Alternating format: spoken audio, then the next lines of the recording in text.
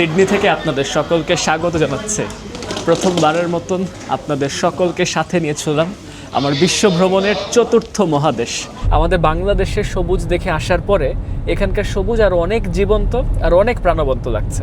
মালয়েশিয়ার সবচেয়ে বিখ্যাত শহর কুয়ালালামপুর থেকে আপনাদের সকলকে জানাচ্ছি স্বাগতম। আমরা এই অঞ্চলের পরিবেশটা একটু ওপর থেকে কিছুক্ষণ দেখে নিই। সেটা কবে আপনাদের বলেছিলাম অস্ট্রেলিয়া নিয়ে যাব, আজ কথা রাখছে। মাঝে মালয়েশিয়াতেও যাত্রা বিরতি করছে। প্রশান্ত মহাসাগরের পারে দুর্দান্ত প্রাকৃতিক সৌন্দর্যে ঘেরা দেশ অস্ট্রেলিয়া। আজ চলুন দুনিয়ার ওই প্রান্তে, অস্ট্রেলিয়ার প্রান্তে। এই পথে আমার জীবনের বেশ কটি বছর কাটানো দেশ মালয়েশিয়াতে চমৎকার ছোট্ট সফর করছে। মালয়েশিয়ার অস্ট্রেলিয়ার নিবিড় যোগাযোগ, বিমান চলাচলের হারও বেশ। সিডনি কল্পনা করলে চোখে প্রথমে কি ভেসে ওঠে? অপেরা হাউস কি হারবার ব্রিজ? এই ভিডিওতেও আছে। আর কুয়ালালামপুরের পেট্রোনাস টুইন টাওয়ারের কথা তো না বললেই নয়। তো চলুন না দর্শক, পূর্ণ উত্তেজনার সাথে আমরা আবারও বেরিয়ে পড়ি এক লম্বা গন্তব্যে, লম্বা এই পর্বে। চ্যানেলে সাবস্ক্রাইব করে আসন্ন পর্বগুলোর সাথী হবেন। প্রিয় দর্শক, ঢাকার কেন্দ্রীয় আন্তর্জাতিক বিমানবন্দর থেকে আপনাদের সকলকে আজকের এই ভিডিওতে স্বাগত জানাচ্ছি। ঢাকার এই হজরত শাহজালাল আন্তর্জাতিক বিমানবন্দরে যেখানে বারবার আসি, বরাবরই আপনাদেরকে পৃথিবীর বিভিন্ন প্রান্তে এখান থেকে উড়াই নিয়ে যাই। ঠিক সেভাবে করে আজকের এই ভিডিওতে আমি আপনাদেরকে নিয়ে যাচ্ছি অস্ট্রেলিয়ার সিডনি বরাবর। এবং অস্ট্রেলিয়ার সিডনিতে যে চলছি, প্রথম যাত্রা বিরতিটা পড়ছে মালয়েশিয়াতে। মালয়েশিয়াতে একা যাচ্ছি না, আমার সঙ্গে একটা পরিচিত মুখ আছে। রবিউল যাচ্ছে, এবং রবিউলকে আপনারা আজ পর্যন্ত অনেকগুলো পর্বে দেখেছেন। সৌদি আরবে দেখেছেন, সেন্ট মার্টিন ভ্রমণ পর্বে দেখেছেন। তো আমরা একসাথে প্রথমে চলছি মালয়েশিয়া বরাবর। মালয়েশিয়ার রাজধানী কুয়ালালামপুরে আমি 2টা দিন অবস্থান করব। রবিউল পরবর্তীতে আরও কয়েকটা দিন সেখানে থাকছে। তো এই যে একটা পথের যাত্রা হচ্ছে, এই এক পথের যাত্রাটা কুয়ালালামপুর বরাবর।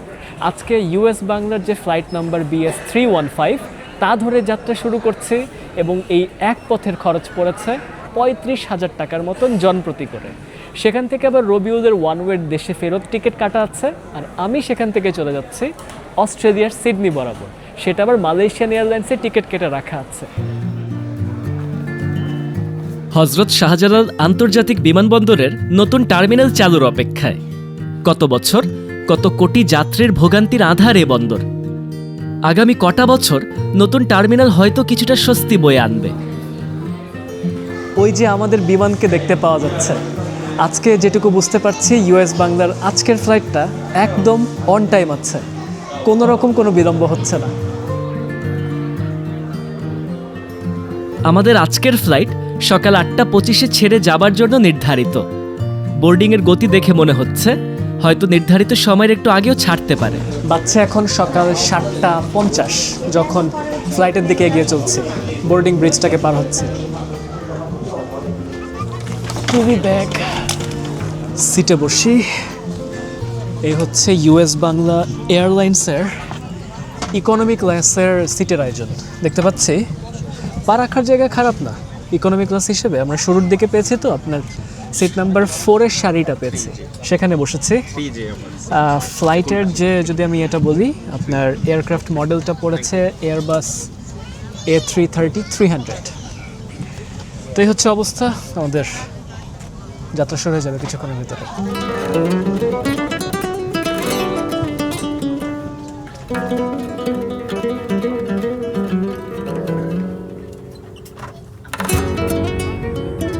যা ভেবেছি তাই হলো, সময়ের একটু আগেই উঠছে। আজ ঢাকার বিমানবন্দর কুয়াশার মেঘের চাদরে মোড়ানো। ফেব্রুয়ারির হাওয়া বইছে বেশ, তবে আকাশে একটু উঠে গেলেই কুয়াশার মেলাটা কেটে যাবে। নীল আকাশের বুক চিরে পিপিলিকা সদৃশ এই বিমান। মহাকাশের মাঝে, গ্রহের মাঝে নিরেট অকিঞ্চিত আমরা। বিরাট বিরাট বাড়িবাহ দেখতে এপার থেকে তুলার মতো ক্ষুদ্র লাগছে। ইউএস বাংলা পরিবেশন করলো তাদের সকালের ভোজ, খিচুড়ির সাথে মাংস। স্বাদে বেশ ভালোই লাগছে, মিষ্টি মুখের ব্যবস্থাও আছে। এই না কিছুক্ষণ উড়েছি, 2600 কিলো পথ ইতোমধ্যেই পারি। আজকাল এগুলো যাত্রার গায়ে লাগে না, দূর দূরান্তের যাত্রা গায়ে সয়ে গেছে। যাই হোক, কুয়ালালামপুর নামছে। প্রিয় দর্শক, মালয়েশিয়ার সবচেয়ে বিখ্যাত শহর কুয়ালালামপুর থেকে আপনাদের সকলকে জানাচ্ছি স্বাগতম। কে রবিউল, প্রথমবার মালয়েশিয়া?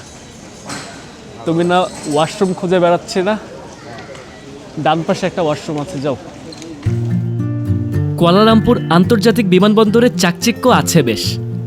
বিশ্বের 20তম ব্যস্ততম বিমানবন্দরের অবস্থান ধরে রেখেছে। আমরা এসে নেমেছি টার্মিনাল 1-এ, আজ থেকে প্রায় 30 বছর আগে চালু করা। আজও কতটা উজ্জ্বল, কতটা আধুনিক।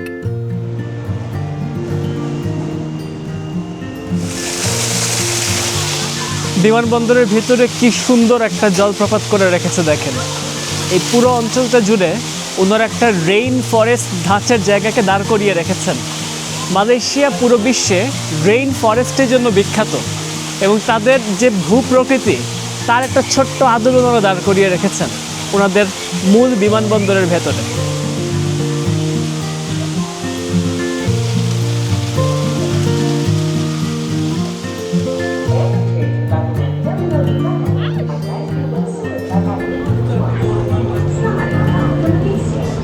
দর্শক, মালয়েশিয়া এসে হলো বিপদ। আপনাদেরকে বললাম যে প্লেন থেকে নামলাম সেই 2টার সময়, কিন্তু এই মুহূর্তে কয়টা বাজছে জানেন? 7:30 বেজে গেছে, সন্ধ্যা 7:30 বাজছে আর কি। ঘটনা কি হয়েছে বলি। রবিউলের প্রথমবারের মতন মালয়েশিয়া। সাধারণত আমার টিমে যারা কাজ করে থাকে তাদের ভারত দিয়ে শুরু হয় বা নেপাল দিয়ে শুরু হয়, আস্তে আস্তে আপগ্রেড করে করে মালয়েশিয়ার দিকে যায় আর অন্যান্য দেশে যায়। তো আপনারা এর আগেও দেখেছেন বাদশা মালয়েশিয়াতে আসছে, শুভকে দুবাইতে নিয়ে গেছিলাম, এরকম এক একজনকে এক এক দিকে রাউন্ডে নিয়ে যাওয়া হয় আর কি। তো রবিউলের মালয়েশিয়াতে আসতে সমস্যা হতে পারে দেখেই, ইমিগ্রেশনে ঝামেলা করতে পারে দেখে আমিই সাথে ছিলাম। তো এখন যেটা হলো কি যে আমি তো ইমিগ্রেশনটা পার করে যাব, ওকে আটকে দিয়েছে। ওর প্রথমবার। আর মালয়েশিয়াতে তো কিছুদিন পরপরই বাংলাদেশি কেন্দ্রিক কিছু সমস্যা হয়, তখন কিছু সময়ের জন্য একটা রেস্ট্রিকশন পড়ে যায় আর কি। তো যেটা হলো যে আমি যেহেতু মাত্র 2 দিন থেকে চলে যাচ্ছি আর আমার বন্ধুর বাড়িতে ওর থেকে যাওয়ার কথা, এই ব্যাপারটা ওদের কাছে খটকা লাগছে। তাহলে যে পাশের একটা রুম আছে সেই রুমে চলে যায়, অফিসার ঘর। এখন আপনি একটা কথা বলি, আমি মালয়েশিয়াতে অনেক বছর থেকেছি এবং এত বছর যখন আমি থেকেছি আমার কখনো সেই অফিসারদের সাথে কথা বলতে যাওয়ার প্রয়োজন পড়েনি। তো আমি জানি ওখানে গেলে তো সময়টা বেশি লাগে। তো গেছি, সেখানে শেষমেশ প্রায় 20টা মানুষের সিরিয়াল পার করতে 1.25 ঘন্টা লেগেছে।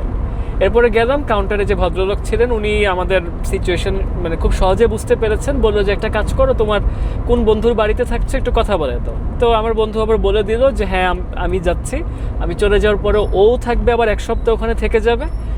ইমিডিয়েট চপটপ মেরে ছেড়ে দিল। কিন্তু এইটুকুর জন্য দেখেন কি রকমের ঝক্কি। তো মালয়েশিয়া যারা আসবেন একটু সাবধান।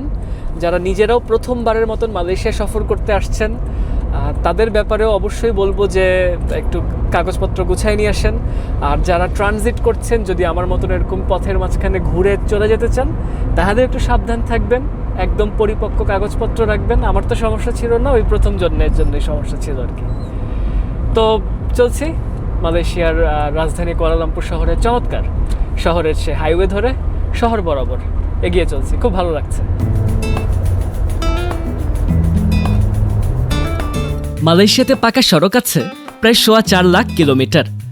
এশিয়া মহাদেশে সড়ক সংযোগের সেরাদের কাতারে। কুয়ালালামপুরের মূল শহরটা ঢাকার চেয়ে 40% ছোট, তবে জনসংখ্যা 20 লাখেরও বেশি। তাই এই শহরে গাড়ি চালিয়ে শান্তি বেশ। ঢাকার মতো জ্যামের দাপটে দিনরাত কাহিল হবার জো নেই। তবে একটু বলি, বৃহত্তর মহানগরীতে 1.25 কোটি মানুষ থাকে। সকালের অফিস চারি আর বিকালের হাফিস সারি আপনাকে জ্যামে বসিয়ে কাঁদাতে পারে। তাই এ দুটি সময় সাবধান। মালয়েশিয়ার তেলতেলে মহাসড়কে এখন বিরামহীন গাড়ি ছোটাচ্ছে। সড়ক ধরে বেশ খানিকটা আগালে ঝলমলে শহরের আলোর ঝলকানি স্পষ্টতর হয়ে ওঠে এখানে।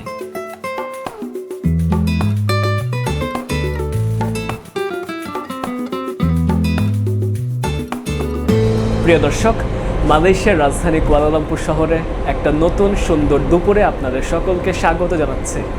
আজকে কুয়ালালামপুর শহরে গণপরিবহন ব্যবস্থাপনা ধরে একটু বেড়াতে বের হয়েছে। প্রথম উঠেছি মোনোরেল ধরে যাত্রা করতে।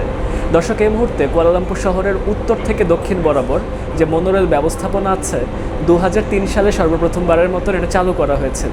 সেকালে প্রায় 11টা স্টেশন সম্বলিত 8 কিলোমিটারের কাছাকাছি একটা দূরত্ব অতিক্রম করেছিল। যে মনোরেল, সে মনোরেলটা কুয়ালালামপুরের অনেক গুরুত্বপূর্ণ জায়গার ভেতরে সংযোগ স্থাপন করেছে। কুয়ালালামপুরে শুধুমাত্র মনোরেল নেই, এখানে আছে এলআরটি, এমআরটি, কেলা এক্সপ্রেস ট্রেন যেটা এয়ারপোর্ট বরাবর চলে যাচ্ছে, কেটিএম ব্যবস্থাপনা আছে, চমৎকার বাস সংযোগ আছে, অনেক রকমের গণপরিবহন ব্যবস্থা আছে। মালয়েশিয়া আসলে এখানকার গণপরিবহন ব্যবস্থাপনা অবশ্যই ধরে চলার চেষ্টা করবেন। ইতিমধ্যে গণপরিবহনের কার্ড কিনে নিয়েছি, যে র্যাপিড কেল কার্ডগুলো এই মুহূর্তে 20 রিঙ্গিত করে পড়ছে। 30 রিঙ্গিত টপ আপ ভরে নিয়েছি, 50 রিঙ্গিতের কাছাকাছি মূল্য পড়েছে।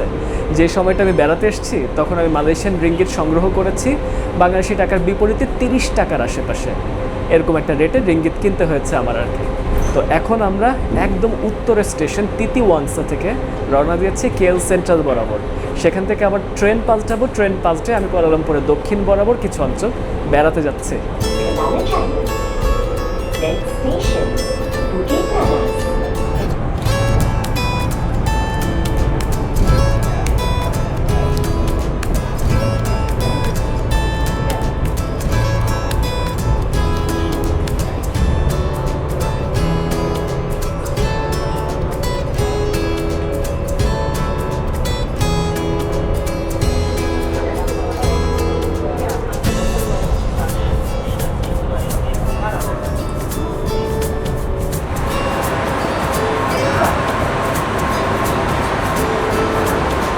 দর্শক, কুয়ালালামপুরবাসীর একটা পছন্দের শপিং মল আছে, নাম হচ্ছে নিউ সেন্ট্রাল। এটা কুয়ালালামপুরবাসীর পছন্দনীয় হলে পর্যটকরা খুব বেশি একটা চিনেন আসলে শপিং মলটা। এটা হচ্ছে কুয়ালালামপুরের একদম মূল যে রেল স্টেশনটা আছে, নাম হচ্ছে কেএল সেন্ট্রাল স্টেশন, তার ঠিক পাশাপাশি নিউ সেন্ট্রাল নামের এই শপিং সেন্টারটা উদ্বোধন করা হয়েছিল 2014 সালে। সেকালে আমি যখন বেড়াতে আসতাম তখন আমি মালয়েশিয়ার দিকে থাকতাম আর কি। ওই সময়টা এই শপিং সেন্টারের যেই আর্কিটেকচার আছে এটা দেখে প্রচণ্ড বিমোহিত হতাম।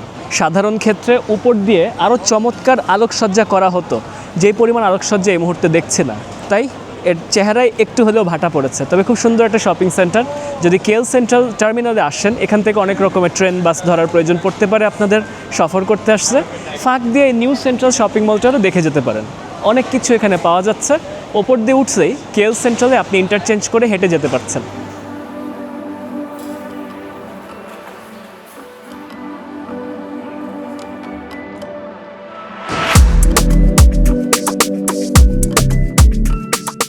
কুয়ালালামপুরের মধ্য শহরে স্বাগতম। উঁচু অট্টালিকায় ঘেরা ব্রিকফিল্ডস অঞ্চল, এর অনেক কিছুই বিগত 2 দশকে গড়ে উঠেছে। 1881 সালে ব্রিটিশ সরকার এদিকে ইটের ভাটা চালু করে, সেখান থেকেই ব্রিকফিল্ডস নাম এসেছে। ওই দেখুন, শহরের সবচেয়ে উঁচু ভবন দেখা যাচ্ছে, নিচ দিয়ে মনোরেলও ছুটে চলছে।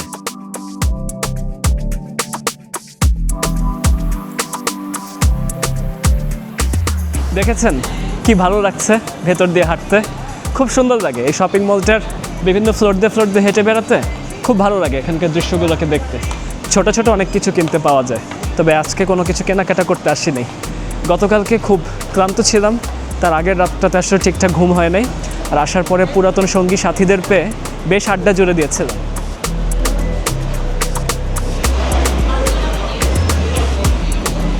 দর্শক, পিছের সিঁড়িটা দিয়ে মাত্র নেমে আসলাম কুয়ালালামপুর শহরের সবচেয়ে গুরুত্বপূর্ণ স্টেশনে। এই স্টেশনটার নাম হচ্ছে কেএল সেন্ট্রাল স্টেশন। স্টেশনটা যথেষ্ট বড়, তবে দেখে খুব একটা বোঝা যায় না। 2001 সালে প্রতিষ্ঠিত হয়েছিল এই কেএল সেন্ট্রাল স্টেশন, যেখানে শহরের বিভিন্ন রকমের পাবলিক ট্রান্সপোর্টগুলো এখানে এসে ট্রানজিট ঘটিয়েছে। অর্থাৎ এখান থেকে আপনি যেরকম এয়ারপোর্টের এক্সপ্রেস ট্রেন ধরতে পারছেন, বাস রুটগুলো পাচ্ছেন, কেরানা জয়া লাইন যেটা খুব গুরুত্বপূর্ণ এলআরটি লাইন বলা হয়ে থাকে, সেটা ঠিক এই পাশ দিয়ে চলে যাচ্ছে। এদিক দিয়ে এলআরটি আছে, একটু পরে উঠছে, অন্য পাশ দিয়ে কেটিএম লাইনগুলো আছে, এবং পুরো শহরের বিভিন্ন রকমের পাবলিক ট্রানজিটের সংযোগটা আপনি কেএল সেন্ট্রাল স্টেশনে এসে পাবেন। 2001 সালে চালু হওয়ার পর থেকে এই স্টেশনটা কুয়ালালামপুরবাসীর একদম হৃদয়ের মণিকোঠায় অবস্থান করছে। এখানে আসছে খাওয়া দাওয়ার সুযোগ আছে, ভালো ভালো ম্যাসাজ চেয়ার পাবেন, ম্যাসাজ খেতে পারবেন, এবং অনেক রকমের কাজের সংযোগ আপনি এখান থেকে খুঁজে পাচ্ছেন। সুযোগ পেলে কেএল সেন্ট্রাল স্টেশনটা ঘুরে যেতেই পারেন।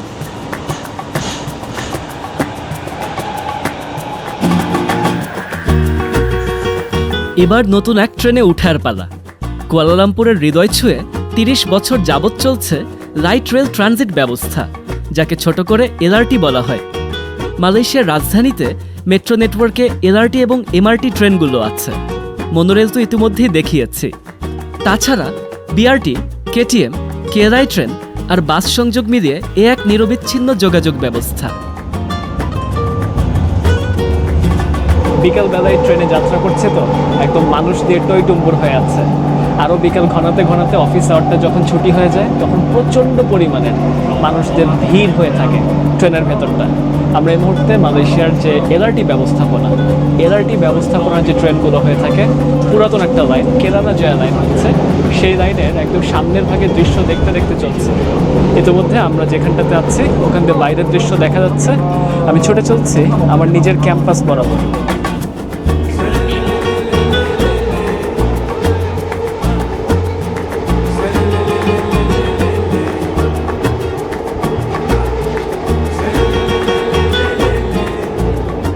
প্রিয় দর্শক, 120 বছরের বেশি সময় পার করেছে আমার বিশ্ববিদ্যালয়। আপনাদেরকে আমি এই মুহূর্তে আমার বিশ্ববিদ্যালয় ক্যাম্পাস থেকে স্বাগত জানাচ্ছি। দর্শক, আমি এই মুহূর্তে এসে উপস্থিত হয়েছি ইউনিভার্সিটি অফ মালয়ার মূল ক্যাম্পাসে। যে মূল ক্যাম্পাসটা প্রায় 1000 একর জায়গা জুড়ে আছে, সে ক্যাম্পাসের চ্যান্সেলরি হল যেটা আছে বা দেওয়ান টুঙ্কু চ্যান্সেলর বলা হচ্ছে, ঠিক এখান থেকে ছাত্রছাত্রীদেরকে প্রথম যেরকম বরণ করে নেওয়া হয়, এখান থেকেই ছাত্রছাত্রীরা গ্র্যাজুয়েট করে এই বিশ্ববিদ্যালয় থেকে গ্র্যাজুয়েট হয়ে বের হয়ে যায়। দর্শক, আমি এই মুহূর্তে যে বিশ্ববিদ্যালয় ক্যাম্পাসটা ধরে হাঁটছি, ইউনিভার্সিটি অফ মালয়া, সে 1905 সালে প্রতিষ্ঠিত হয়েছিল। তবে সেখানে ইউনিভার্সিটি অফ মালয়া নামে না, তখন এটা কিংস কলেজ নামে প্রতিষ্ঠিত ছিল। কিং এডওয়ার্ড 7 মেডিসিন কলেজ বা এরকম নামে এই বিশ্ববিদ্যালয় তখন তৎকালীন প্রতিষ্ঠান রূপে রয়ে গেছিল। পরবর্তীতে র্যাফলস কলেজের সঙ্গে এটাকে মেলানোর পরে আস্তে আস্তে ধাপে ধাপে এটা ইউনিভার্সিটি অফ মালয়া হিসেবে প্রতিষ্ঠিত হয়েছে। তবে ইউনিভার্সিটি অফ মালয়া হতে হতে আরও অনেক রকমের ইতিহাস পার করেছে। এই মুহূর্তে এই বিশ্ববিদ্যালয়ে 36,000-এরও বেশি শিক্ষার্থীরা লেখাপড়া করছে। এখানে 2300-র কাছাকাছি অনুষদ সদস্য আছে, 14টা সরাসরি অনুষদ আছে, বিভিন্ন একাডেমি আছে, ইনস্টিটিউট আছে এবং বিশ্বের দরবারে সবচেয়ে প্রতিষ্ঠিত যে সকল শিক্ষা প্রতিষ্ঠান আছে, গবেষণার কাজে বলেন, আন্ডার গ্র্যাডের জন্য বলেন, এবং পুরো মালয়েশিয়া নামের এই যে চমৎকার দেশটা, এই দেশের একদম মণিকোঠায় পুরা শিক্ষা ব্যবস্থার সবচেয়ে কেন্দ্রপটে যে শিক্ষা প্রতিষ্ঠানটা আছে, এই ইউনিভার্সিটি অফ মালয়ার একজন গর্বিত শিক্ষার্থী হিসেবে নিজের ক্যাম্পাসের এই জায়গায় এসে হেঁটে বেড়াতে আমার কাছে খুবই খুবই ভালো লাগছে, আবেগ আপ্লুত মনে হচ্ছে। অনেক বছর পরে নিজের ক্যাম্পাসে ফেরত এসেছি। ঠিক আমার পাশ দিয়ে এত এত ভবন কি যে দেখতে পাওয়া যাচ্ছে, কোথাও ক্যাম্পাসের বোটানিক্যাল গার্ডেন, কোথাও ক্যাম্পাসের লেক, এত এত আপনার লাইব্রেরি, বিভিন্ন প্রতিষ্ঠানের ভবনগুলো সব কিছু মিলিয়ে মিশে অনেক স্মৃতিকাতর একটা পরিবেশের মধ্যে যেন এসে উপস্থিত হয়েছি। এখন আসেন খুব ছোট করে আমাদের ক্যাম্পাসের পরিবেশটা আপনাদেরকে একটু দেখিয়ে দিচ্ছি।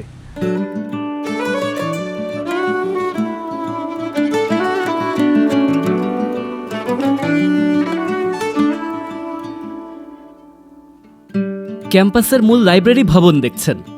লাইব্রেরি আছে আরও 16টি। এই ভবনের পিছের কোণা দিয়ে উঁকি দিচ্ছে আমার অনুষদ, faculty of business and accountancy, আর পাশেই ইকোনমিক্স ফ্যাকাল্টি। ক্যাম্পাসের এই অংশগুলো আমাদেরই। এখন দেখছেন ইঞ্জিনিয়ারিং, বিল্ট এনভায়রনমেন্ট আর দূর দিয়ে মেডিকেল সেন্টারের কিছু অংশ। আর ওই দূরে বাম কোণায় যে ভবনটি দেখছেন, এটি এক্সাম হল। ছাত্রছাত্রীদের বড় পরীক্ষাগুলো ওখানেই নেওয়া হয়।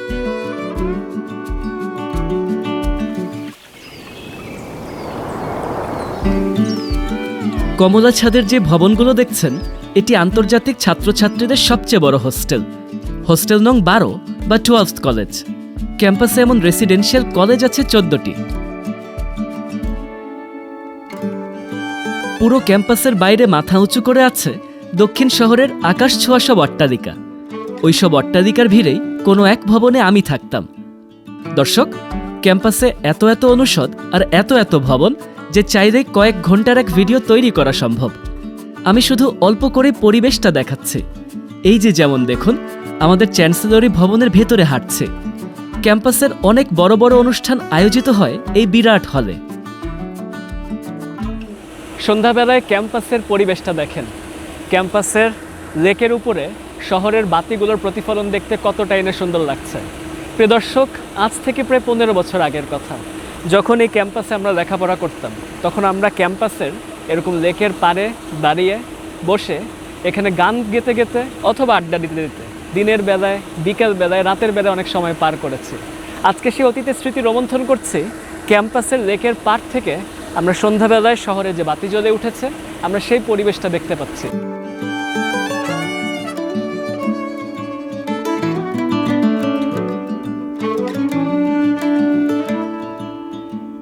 প্রিয় দর্শক, কুয়ালালামপুর শহরে বেড়াতে এসে যেই টাওয়ারটা না দেখলেই না, ঠিক সেখানটাতে এই মুহূর্তে এসে হাজির হয়েছে।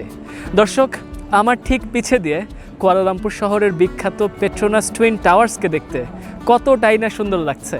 পেট্রোনাস টুইন টাওয়ার রাতের আলোতে জল জল করে জ্বলছে।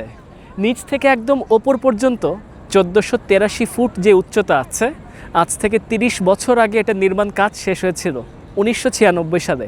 তবে সাধারণ মানুষের জন্য 1999 সালে প্রথমবারের মতন খুলে দেওয়া হয়েছিল।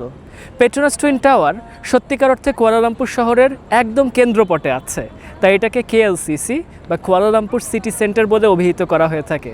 এখানে আশপাশ দিয়ে একটা চমৎকার লেক ঘেরা পরিবেশ দেখতে পাওয়া যায়। লেক এবং শপিং মল পর্যন্ত আছে।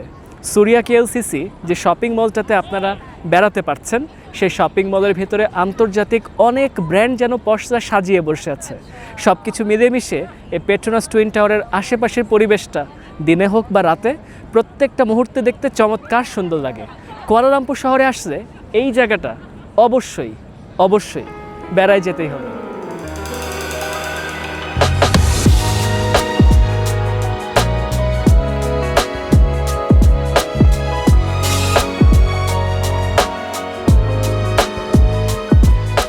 কেএলসিসি রাতের আলো এক মোহময়ী নগর কেন্দ্র।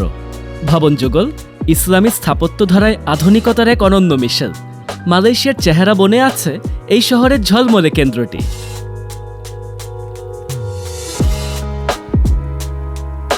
সুরিয়া কেএলসিসি 15 লক্ষ বর্গফুট ছড়িয়ে এক জাঁকজমক শপিং মল।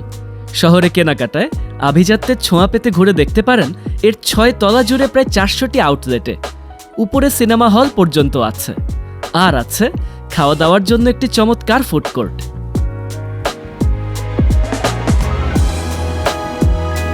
শপিং মলের বাইরে আছে চমৎকার ফোয়ারা। পানির নাচের তালে ফোয়ারা দর্শকের মনেও জল কেলি চলে।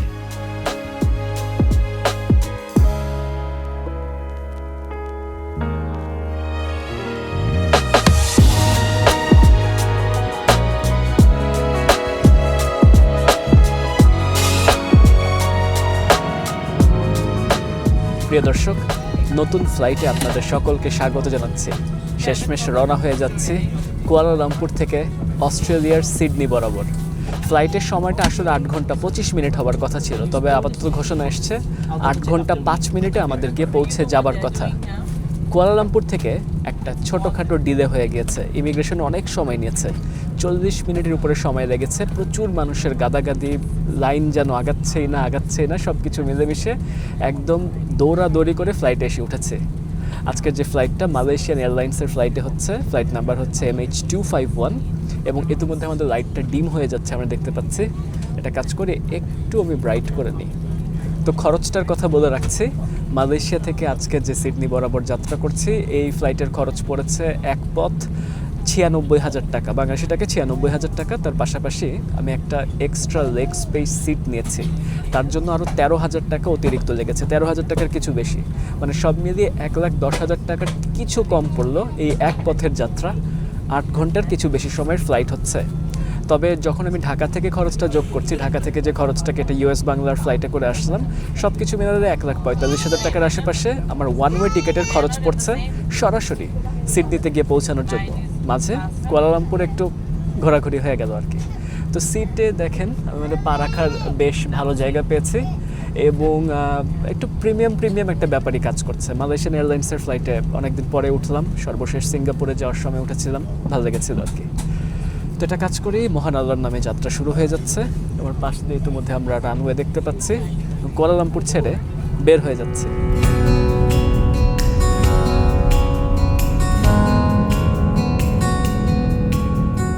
মালয়েশিয়া এয়ারলাইন্স চড়ে লম্বা যাত্রার শুভ সূচনা।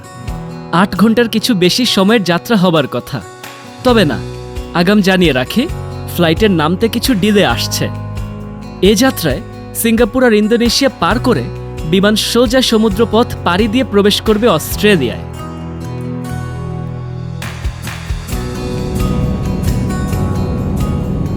বিমান ছেড়েছে আধা ঘন্টার কিছু বেশি সময় পার হয়ে গেছে। ইতিমধ্যে সিটে বসে বেশ আরাম পাচ্ছি। ইতিমধ্যে খুঁজে পেলাম যে এই ফ্লাইটে ওয়াইফাই পর্যন্ত আছে, তাই কমপ্লিমেন্টারি ওয়াইফাই সেবা নিয়ে প্রচণ্ড একটা ভালো সময় কাটছে।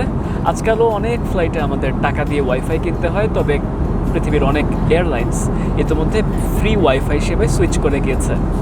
যাই হোক, আমাদের হাতে ইমিগ্রেশন যে পার করতে হবে, যে অ্যারাইভাল কার্ডটা ওনারা পৌঁছে দিয়েছেন, তার পাশাপাশি পৌঁছে দিয়েছেন হচ্ছে জুস দিয়েছেন এই যে ফ্লাইটটা, এটা হচ্ছে এয়ারবাস A330-900 এই মডেলের এয়ারক্রাফট। 297 জন মানুষ নিয়ে এই বিমানটা আকাশে উঠছে। আমাদের যাত্রাপথটা প্রায় 6500 কিলোমিটারের কাছাকাছি, কুয়ালালামপুর থেকে সরাসরি সিডনি বরাবর। অ্যারাইভাল কার্ড পূরণ শেষ করলাম, তারপরেই নৈশ ভোজের পালা। ডিনার চলে এসছে। এর হচ্ছে ম্যাঙ্গো ফিশ। স্বাদ যেটা আমি খেয়ে বুঝছি, মালয়েশিয়ান মশলা দিয়ে রাধা, ওদের তবে ভালো লাগবে খেতে। ম্যাঙ্গো ফিশ বললেও ম্যাঙ্গোর কিছু এখন পর্যন্ত পাইনি, এটার মধ্যে কিছু একটা আছে। এখানেও মনে হচ্ছে ফিশ জাতীয় কিছু একটা দিয়েছে, এটা হতেও পারে এটা হচ্ছে সেই ম্যাঙ্গো ফিশ। সাধারণ যে আইটেমটা, ওখানে ম্যাঙ্গোর ধারে কাছে কিছু নেই আর কি। এই হচ্ছে ওনাদের মাছের টুকরোগুলো, এবং এখানে ছিল হচ্ছে কারিটা, যে কারিটা আবার ভাতের সাথে মাখায় নিলাম। মজার ব্যাপার হচ্ছে মাংস পর্যন্ত এসছে। অন্য যে ছোট পাত্রটা দেখালাম, ওটার মধ্যে ছোট করে মাংস দেওয়া আছে। তবে স্বাদ যদি বলেন, মাছের আইটেমটা খেতে খুব ভালো লাগছে। এখানে আবার একটা ডেজার্ট আইটেমও আছে, ওই যে ডেজার্টটা একটু সবুজ সবুজ ভাব আছে, নারিকেলের কিছু একটা দেওয়া আছে ভেতরে, খেতে খুব ভালো লাগছে। এবার গায়ে কাঁথামুড়ি দিয়ে লম্বা এক ঘুম দেবার পালা। যদিও ঘুম তেমন আসছে না, বারে বারে বিনোদন পর্দায় আঙ্গুল নাড়াচ্ছে। মালয়েশিয়া এয়ারলাইন্সের মিডিয়া সংগ্রহ আছে বেশ। বিমানবালা হাতে নতুন এক মিষ্টি খাবার দিয়ে গেল। তা খাওয়া শেষে আকাশে তাকিয়ে দেখছি ভোরের আলো ফোটা শুরু করেছে। ভোরের কমলা আভাটা আকাশ থেকে দেখতেও লাগছে বেশ। For your safety, please keep your seatbelt fastened and visible to our crew member whenever you are seated. When the seatbelt sign is switched on again. এদিকে দেখছি সকালের আলো ফুটে উঠছে। একটা কফি অর্ডার করলাম, তাতে চুমুক দিয়ে মহান সৃষ্টিকর্তার অপূর্ব মহাসৃষ্টি উপভোগ করছে। দর্শক, আকাশ থেকে নিউ সাউথ ওয়েলসের দৃশ্য দেখতে পাচ্ছে। নিউ সাউথ ওয়েলসের সবচেয়ে জনবহুল যে শহরটা, সিডনি শহরে আর কিছুক্ষণ পরে অবতরণ করছে। একটা দুঃসংবাদ আছে, আমাদের ফ্লাইটটা ইতিমধ্যে ডিলে করেছে। 7:55-তে যেখানে নামার কথা, সেখানে ইতিমধ্যে দেখতে পাচ্ছি 8:37 বাজছে। আরও প্রায় 12-15 মিনিট লেগে যাচ্ছে অবতরণ করতে। মোট কথা হলো কি, আমরা সময় মতনই অস্ট্রেলিয়ার আকাশে চলে এসেছি, সিডনির আশেপাশে পৌঁছে গেছি, তবে বিমানবন্দরে হয়তো নামার কিউটা পাচ্ছে না। তাই আশপাশ দিয়ে অনেকক্ষণ ধরে ঘুরছে তো ঘুরছে। আকাশে প্রচুর পরিমাণের মেঘের ভেলা ভেসে বেড়াচ্ছে, নিচের ভূমিগুলো দেখতে পাচ্ছি। সব কিছু মিলেমিশে একটা চমৎকার যাত্রা।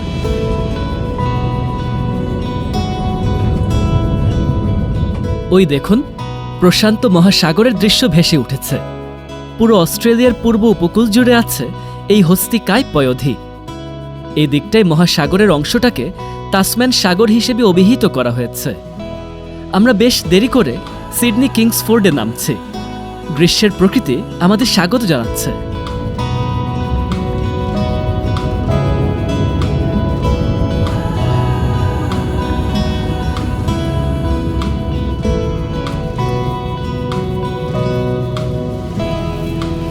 নির্ধারিত সময়ের থেকে বেশ দেরিতে 8:50-এ বিমানবন্দর রানওয়ে ছুঁয়েছে। 8:55 নাগাদ আমরা একদম বোর্ডিং বের পাশাপাশি এসে থেমে গেছি। এখন আমরা লাগেজ নামাবো, বাইরের দিকে বের হয়ে যাব। সিডনি থেকে আপনাদের সকলকে স্বাগত জানাচ্ছি। প্রথমবারের মতন আপনাদের সকলকে সাথে নিয়ে চললাম আমার বিশ্ব ভ্রমণের চতুর্থ মহাদেশ হচ্ছে অস্ট্রেলিয়া। তবে এই ভিডিওটা রিলিজ পেতে পেতে হয়তো আমার পঞ্চম মহাদেশে সফর করা শেষ হয়ে গেছে। যাই হোক, প্রিয় দর্শক, আমরা সিডনির যে কিংসফোর্ড আন্তর্জাতিক বিমানবন্দর ইন্টারন্যাশনাল টার্মিনালে এসে পৌঁছালাম। এই সিডনির এই বিমানবন্দরটা এখন না, সে 1920 সালের দিকে প্রতিষ্ঠিত ছিল। 1924 সালের দিকে কমার্শিয়াল ফ্লাইট প্রথমবারের মতন এখান থেকে যাত্রা শুরু করলো। তবে এটা সিডনি কিংসফোর্ড আন্তর্জাতিক বিমানবন্দর নাম পেতে পেতে 1953 সাল গড়িয়ে গেছে। 1970 সালের দিকে আন্তর্জাতিক টার্মিনালটাকে প্রতিষ্ঠা করা হয়েছিল। এখন পর্যন্ত 100 বছরের বেশি সময়কাল নিয়ে এই বিমানবন্দর পুরো পৃথিবীর মানচিত্রে রয়ে গেছে। অস্ট্রেলিয়ার সবচেয়ে জনবহুল এবং জাঁকজমক শহরগুলোর একটি সিডনির মানচিত্রে আন্তর্জাতিক এবং লোকাল দর্শনার্থী বলেন, সাধারণ মানুষজন বলেন, সকলকে মিলিয়ে মিশিয়ে এই সিডনির এই বিমানবন্দরটা অনেক মানুষের চলাফেরার একটা আখাড়া। এই যে 15 নম্বর বেতে লাগেজ চলে আসছে দেখা যাচ্ছে, নিয়ে নেই। দর্শক, সিডনি বিমানবন্দরে আমার কাজ মোটামুটি শেষ হয়ে গেছে, লাগেজ পাওয়া শেষ। ইমিগ্রেশনটা একটু লম্বা সময় চলে গেছে কারণ লাইনটা লম্বা ছিল, কিন্তু ইমিগ্রেশন অফিসারের তেমন কোনো প্রশ্নের সম্মুখীন হয়নি। জিজ্ঞেস করেছে কোথায় থাকবো, কাদের সাথে থাকবো। বন্ধুর বাড়িতে যেহেতু থাকছি সেটা বলেছি, আর মাত্র 11 দিন থাকবো সে কথা জানলো। এই করে শেষ আর কি। এখন বাইরে বের হয়ে যাওয়ার প্রস্তুতি নিচ্ছি। এ হচ্ছে আমাদের ব্যাগেজ কালেকশন বে, যেটা বড় একটা অঞ্চল জুড়ে আছে। মানে এয়ারপোর্টটা আমি খুব অতিরিক্ত ভালো বা অতিরিক্ত সুন্দর কিছু বলতে পারছি না, একই সঙ্গে খারাপও না, সব কিছু মিলেমিশে খুব ছিমছাম একটা ভালো এয়ারপোর্ট মনে হচ্ছে। যে কোনো দেশের বিমানবন্দরে এসে আমি সবচেয়ে প্রথম যে কাজটা করতে পছন্দ করি সেটা হচ্ছে সেখানকার একটা ক্যাফেটেরিয়াতে ঢুকি। ওই দেশের ক্যাফেটেরিয়ায় ঢুকে ওখানকার কফি, স্ন্যাক্স কিছু একটা স্বাদ নেওয়ার চেষ্টা করি আর কি।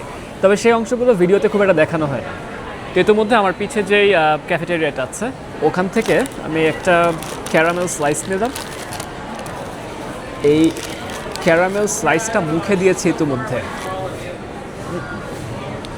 অমৃত, এত স্বাদ। 6 না 6.5 অস্ট্রেলিয়ান ডলার পড়ছে। আর একটা ক্যাপুচিনো নিয়েছি, এটা 6-এর কিছু বেশি, মানে সব মিলে $13 আশেপাশে বিল পড়ছে। অস্ট্রেলিয়ান ডলারের রেট কিন্তু ইউএস ডলারের রেটের মতন না, মানে যেই মুহূর্তগুলোতে আমরা ইউএস ডলারও 120, 22, 24 হিসাব করি, তখনও অস্ট্রেলিয়ান ডলারগুলো আমরা 85, 86, 87 এই পরিসরে হিসাব করে থাকি আর কি। বা খোলা বাজারে হয়তো ডলার কিনতে সেই মুহূর্তে 90 টাকার আশেপাশে লেগে যেতে পারে। তো দর্শক, আমি এই মুহূর্তে সিডনির বিমানবন্দরে যে অংশটাতে আছি, এটা হচ্ছে যে আপনি ব্যাগেজ কালেকশনের পরে তারপর আবার একটা স্টেপ আছে, এনাদের কাস্টমস পার করালো, মানে বাধ্যতামূলক কাস্টমস পার করালো। এবং কেন যদি এখানে বলা ঠিক হবে কিনা একটু বৈষম্য মনে হলো। আমি খুব খেয়াল করছিলাম যে যাদের একটু চেহারা ব্রাউন বা যাদের পাসপোর্টের রঙগুলো সবুজ বা অন্যান্য রঙ, তাদেরকে একটু ওই পাশে ঠেলে দেওয়া হচ্ছিল আর কি। তো যাই হোক, কাস্টমসে গেলাম। কাস্টমস থেকে একটা মজার জিনিস হলো যে ওখানে আবার দর্শক পেয়ে গিয়েছি, মানে ভদ্রলোক মানে অস্ট্রেলিয়ানই হবে। তো উনি বলছে যে আপনি না ক্যানাডাতে ছিলেন, আপনার ভিডিও দেখছিলাম আর কি। কিন্তু আমি ক্যানাডা থেকে তো অনেক আগে চলে এসেছি। তারপরে কাস্টমস পার করে এবং ওইখানে আবার ইয়েটা জমা দিলাম আর কি, একটা যে কাস্টমসের যে ফর্মটা পূরণ করে আসতে হয়েছে, অর্থাৎ অ্যারাইভাল কার্ডটা সেখানে জমা দিয়েছে। সেখানে আবার নতুন করে প্রশ্ন করে যে তুমি কোথায় যাচ্ছ, কাদের সাথে থাকবা। ব্যাকটেক স্ক্যানিংয়ের পরে এরপরে বের হয়ে আসছি। বের হওয়ার পরপরই এই অংশটাতে আপনার সিম কার্ড কেনাকাটা, খাওয়া দাওয়া সব কিছুর ব্যবস্থাপনা। আমি এখান থেকে একটু উবার রাইড নিব, কারণ আমার আর ওই যে ট্রেন ধরে আমি যেখানটাতে যাচ্ছি 2-2.5 ঘন্টা যাত্রা হতে পারে ট্রেনে করে গেলে, পাবলিক ট্রান্সপোর্টে গেলে। তবে উবারে গেলে আমি 50 মিনিটের কম সময় পৌঁছে যাব। তো উবারই ধরার চিন্তা করেছি। 130 অস্ট্রেলিয়ান ডলারের কিছু বেশি পড়বে উবারে গেলে। এটা চা কফি খেয়ে কিছুক্ষণের ভেতরে উবার ডেকে নিচ্ছি। কফিটাও কিন্তু খারাপ না, স্বাদ ভালোই আছে। এসব কাউন্টার থেকে কিছু গাড়ি বুক করার সুযোগ আছে। আর ওই দিক দিয়ে T2 ডোমেস্টিক ট্রান্সফার এবং উবারের লোগো ছাপানো আছে। আমরা যদি উবার নিই তাহলে এদিক দিয়ে কোথাও দিয়ে বের হয়ে নিতে হবে। আমি মূলত আমার বন্ধুর বাড়িতে গিয়ে উঠছি। এলাকাটার নাম হচ্ছে মার্সডেন পার্ক।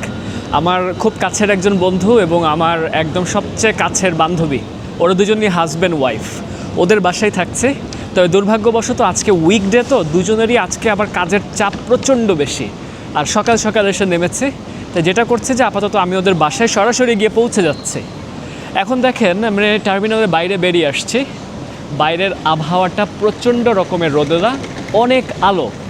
অস্ট্রেলিয়াতে আসার পরে আমি যখন বাংলাদেশ থেকে এসেছি, আমি তো 2026 সালের প্রথম পক্ষে যাত্রাটা করছি আর কি। তো সেই সময়টাও বাংলাদেশের শীতের রেশটা রয়ে গেছে, ঠান্ডা ঠান্ডা থেকে মোটামুটি গরমে এসে যখন পৌঁছেছি অনেক ভালো লাগছে। অস্ট্রেলিয়ার সামারটা উল্টো হয়ে থাকে, অর্থাৎ আমাদের দেশে যখন উইন্টার চলবে তখন এখানে সামার চলবে, আমাদের যখন মোটামুটি গ্রীষ্ম চলে আসবে তখন এখানে একদম সেই লেভেলের ঠান্ডা থাকবে আর কি। তো এই যে দেখেন উবারের লোগো ছাপানো আছে, তার মানে আমি এখন উবার ডাকলে এই জায়গা থেকে আমাকে উবার ধরতে হবে। দেখেছেন উবারের আবার 8, 9, 10 এরকম কাউন্টার নাম্বার ছাপানো আছে। Let me rather keep my bags below and let me sit in the front. Yeah, let me sit in the front. Let me just keep my bags here. চলে এসছে Uber. এই মুহূর্তে উবারে যে রাইডটা নিচ্ছি, এই রাইডটা 140 Australian ডলারের আশেপাশে পড়ে গেছে। প্রথমে 134 দেখাচ্ছিল, পরে বুক করার সময় 140 পার হয়ে গেছে। মজার ব্যাপার কি জানেন, আমার সঙ্গে একজন ভাই যিনি ড্রাইভ করছেন। What's your name? ফয়সাল। তো ফয়সাল ভাই হচ্ছে পাকিস্তান থেকে।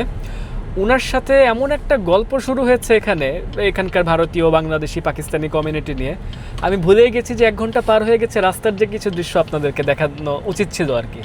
তো আমরা প্রায় 1 ঘন্টার কাছাকাছি যাত্রা করে ফেলেছি। 1 ঘন্টা তো লাগছে না, 50 মিনিটের মতনই লাগছে। আমরা চলে আসছি আমাদের ঠিক যেখানে আসার কথা, আমার বন্ধুর বাড়িতে এই মুহূর্তে এসে হাজির হয়ে গেছি। এই হলো মার্সডেন পার্ক, মোটামুটি নতুন গড়ে ওঠা এক সাবার্ব। সিডনির সেন্ট্রাল বিজনেস ডিস্ট্রিক্ট থেকে প্রায় 49 কিলো সড়ক দূরত্বে আছে। বিগত 1 দশকে এ মহল্লায় নাগরিক সুযোগ সুবিধা গড়ে উঠেছে বেশ।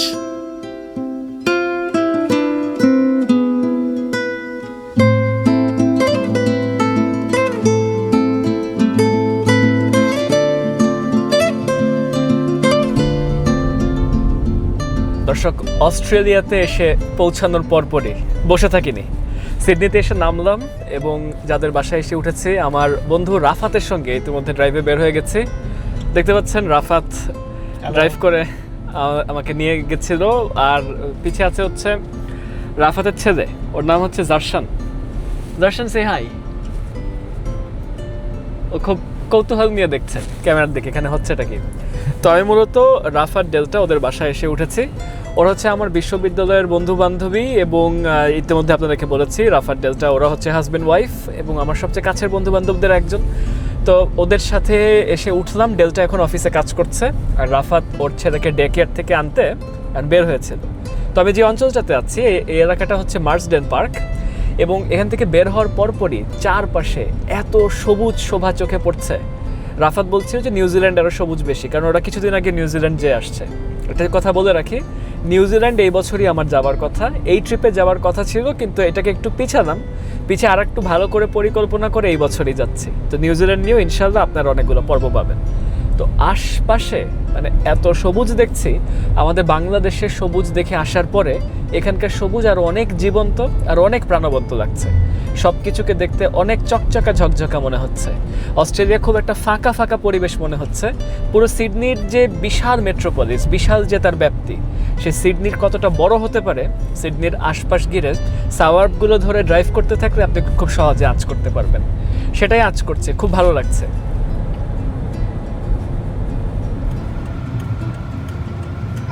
প্রিয় দর্শক, সিডনিতে এসে সিডনির যেই অঞ্চলটা না দেখলেই নয় সেখানটাতে এসে এই মুহূর্তে হাজির হয়েছি। আমার চোখের সামনে বরাবর সিডনির বিখ্যাত হারবার ব্রিজকে দেখতে পাওয়া যাচ্ছে, আর ঠিক যেখানটাতে দাঁড়িয়ে আছি অন্য পাশ দিয়ে বিশ্ববিখ্যাত ওপরা হাউসকে দেখতে কতটাই না সুন্দর লাগছে। দূর বরাবর সেন্ট্রাল বিজনেস ডিস্ট্রিক্ট জল জল করে জ্বলছে, আর এই পুরো সিডনির যে শহরের যে পরিবেশটা সব কিছু জলের উপরে অসংখ্য তারাবাতি জ্বালিয়ে পুরো সিডনি শহর আজকে রাতে চমৎকারভাবে জ্বলছে। সেই দৃশ্যটা এখান থেকে দাঁড়ায় দাঁড়ায় দেখতে খুবই ভালো লাগছে। দর্শক, আমি এই মুহূর্তে আমার আরেক ছোট ভাইয়ের সঙ্গে ড্রাইভে বেরিয়েছি। রাত প্রায় 10টা গড়িয়ে গেছে। তো কিরিবিলি লুকআউট পয়েন্টে আসছি। 1.5 ঘন্টার কাছাকাছি ড্রাইভ করে লুকআউট পয়েন্টে একটা উপরের পয়েন্ট আছে, একটা নিচের পয়েন্ট আছে। আপনি যেখানে আসেন না কেন বিভিন্ন কোণা থেকে ব্রিজ সহ পুরো সিডনির এই ডাউনটাউনের এই অঞ্চলটাকে দেখতে খুবই খুবই ভালো লাগবে। এখন একটা কাজ করি, আসেন আমরা এই অঞ্চলের পরিবেশটা একটু ওপর থেকে কিছুক্ষণ দেখে নিই। সিডনির মধ্য শহরের দৃশ্য দেখুন। এই জায়গার ব্যাপারে কি বলবো, বিশ্বের সবচেয়ে বিখ্যাত নগর কেন্দ্রগুলোর একটি। আপনারা নিশ্চয়ই একে অনেক জায়গায় দেখেছেন। আমিও দেখাবো আপনাদের বিস্তারিত, তবে অন্য পর্বে। আপাতত রাতের সিডনির সৌন্দর্য দেখুন।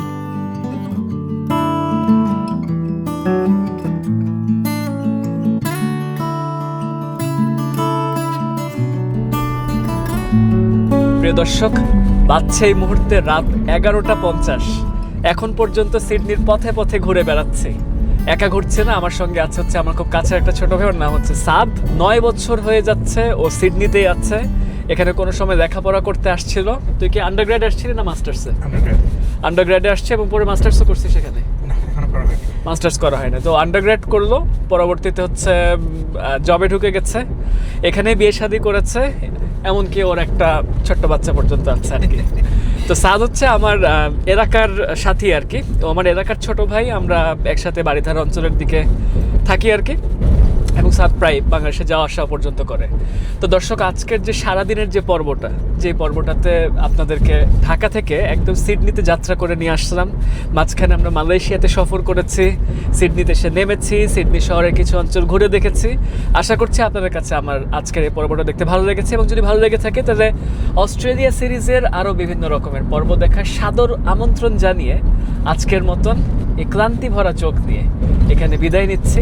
আশা করছি পরবর্তী পর্বগুলো দেখতে আপনাদের কাছে যথেষ্ট ভালো লাগবে। তো প্রিয় দর্শক, সবাই ভালো থাকবেন, সুস্থ থাকবেন, পরবর্তী পর্বের অপেক্ষায় থাকবেন। সবাইকে ধন্যবাদ।